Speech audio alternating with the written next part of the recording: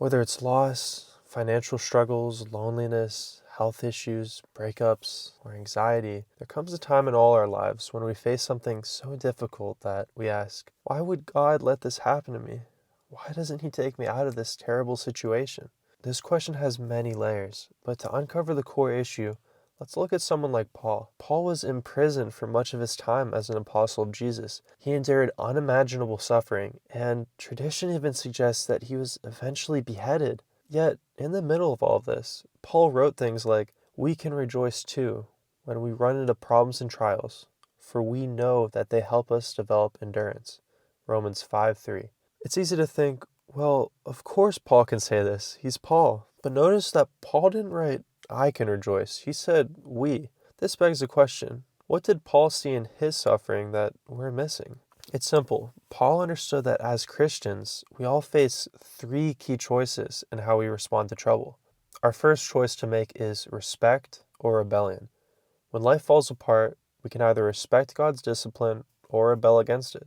Hebrews 12:5-6 says, "My son, do not regard lightly the discipline of the Lord, nor be weary when reproved by him. For the Lord disciplines the one he loves, and chastises every son whom he receives." These verses reveal how we should view difficult times, not as meaningless pain, but as purposeful discipline from a loving Father. And I know what you're thinking.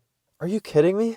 Of course, it's easy for you to say I should respect God and trust Him, but do you have any idea what I'm going through? And fair enough, but let's consider the alternative. Do you believe that God somehow missed what you're going through? That He's asleep at the wheel?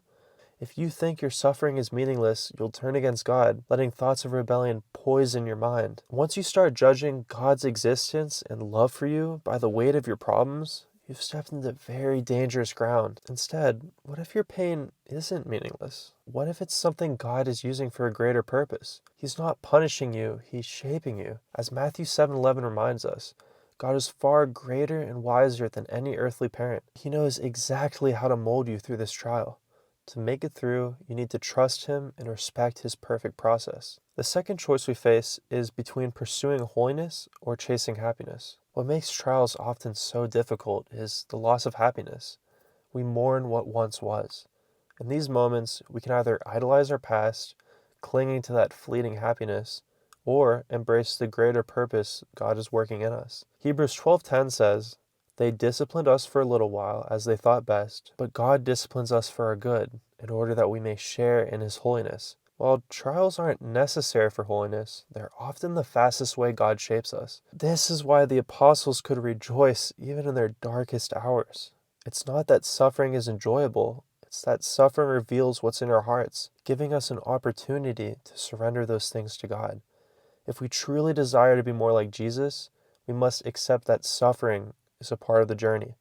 And here's the good news. God isn't just stripping away your carnal desires. He's replacing them with something far better, His joy and His peace. Philippians 4:7 describes it this way: "The peace of God, which surpasses all understanding, will guard your hearts and your minds in Christ Jesus." This holy happiness is so much deeper than the fleeting happiness of this world. Yes, it's okay to grieve right now, but inwardly you can celebrate because God is doing something extraordinary in you. Finally, we must choose whether to be bitter about our situation or to let God make us better through it. Here's a test. If you talk about your past hurt as if it happened yesterday, you're probably still carrying bitterness, and you're making this pain the center of your life. By doing this, you're dethroning God and you're letting your suffering take His place. So how do you choose to be better? Start by clinging to God's promises. Here are just a handful of them, and I want you to really cling to these promises. He promises to make you new, He promises to give you an abundant life, and He promises to provide both rest and peace. Meditate on these, and know that God is still in the business of transforming lives, even yours. Now we can finally answer the question, why does God let bad things happen to me?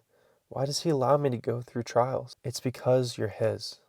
He's your Father, and as a good Father, He's teaching you how to respect Him, pursue holiness, and grow into the person He's called you to be. Romans 8:28 sums it up perfectly. "And we know that for those who love God, all things work together for good, for those who are called according to His purpose." Yes, we know this. It's not just a comforting thought.